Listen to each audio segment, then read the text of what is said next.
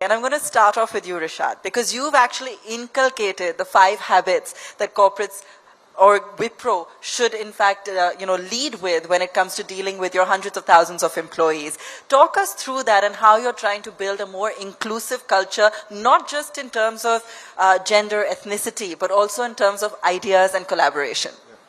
Does this work? Okay, that's good. No, so 2 things. One is about inclusiveness is a mindset, right? So to be inclusive, you first have to have diversity in organizations. And we've been very purposeful about building diversity, frankly, in the last few years. And, I'll share a story that was very interesting. I was having this conversation with one of my board members. And I was telling him, look, when I'm looking to hire people, I'm oftentimes looking to find commonality. Do I like this person? Can I have a drink in the evening with this person? Can I have a cup of coffee with this person? And he said to me, that's the completely wrong way to look for people. You should look for people who are very different than you, who challenge you, who make you uncomfortable, who can be reporting to and just you're trembling to deal with them, right?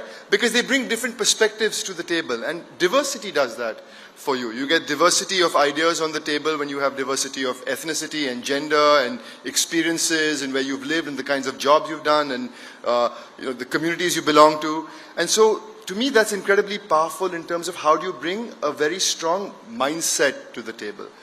To make that inclusive, you have to think about biases. All of us have biases, some of them are conscious.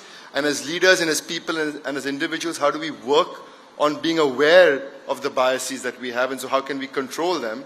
But equally importantly, on the unconscious bias. So one of the things we are spending a lot of time on training is how do we get people trained on unconscious biases so we can make the environment much, much more inclusive. And so we've been on this journey of making the organization more inclusive, but it's a journey and it's a lot of work, but I think we are richer for that in terms of what we bring to the table as a group. The other thing you asked me about is the habits, which I feel very passionately about, because about 4 years ago when I took over this role, one of the things I realized, which was quite simple but for me very profound, was we've been articulating our values as a company for the last 50 years.